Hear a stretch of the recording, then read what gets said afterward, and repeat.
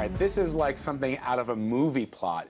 Border Patrol agents have found an underwater tunnel from Mexico into the United States that a suspect was using to smuggle in cocaine.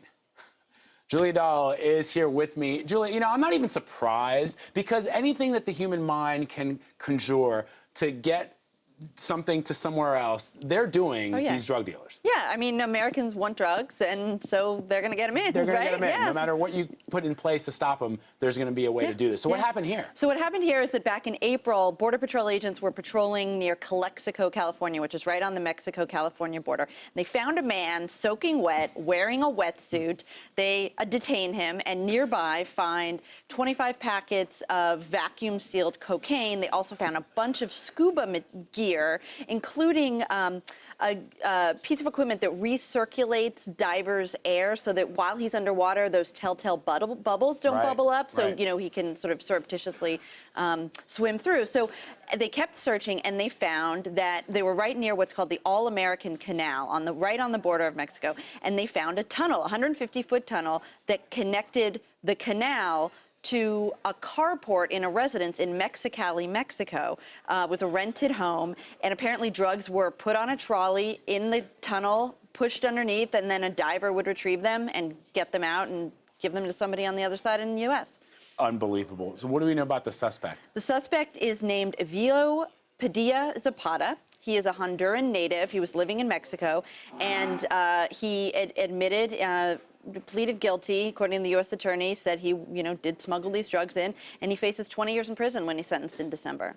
His mugshot, he's literally wearing the wetsuit. Yeah. No, I mean, that's what he does. So everybody obviously remembers El Chapo and his amazing escape from prison. Is there anything that the United States can do to prevent, we were just sort of joking about it, but is there anything that the federal government can do to prevent these narcotics from coming in?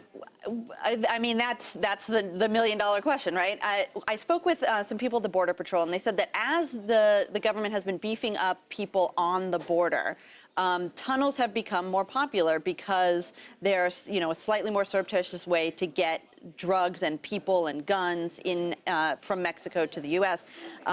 But the problem is that these drugs usually, the tunnels are usually often they'll take 6 months to a year to build. A lot of money goes into it, and they're usually controlled by, maintained by, created by big drug cartels. So there are these large organizations, and the U.S. attorney wouldn't comment on whether or not this particular tunnel were they investigating more. They don't know, for example, who was at the residence, who owns that residence. That's something that because it's on the Mexico side, the Mexicans are going to actually have to investigate. So it's definitely a challenge. They have poured concrete into the tunnel on the U.S. side of this particular tunnel, but tunnels are popping up everywhere to get people out of prison. I mean, to get, to smuggle in drugs. I mean, even the guys in, the prisoners in New York State, they tunneled out. It's a time-honored way to get in and out of places you're not supposed to be. Exactly. And so Donald Trump, you heard of him, he is advocating building a wall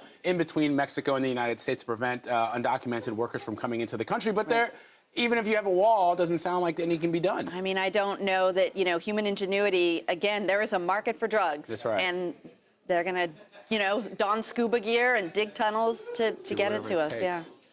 All right, Julia Dahl, thank you so much. And remember, you can track investigations like this one and read up on other crime stories of the day at cbsnews.com/Crimesider.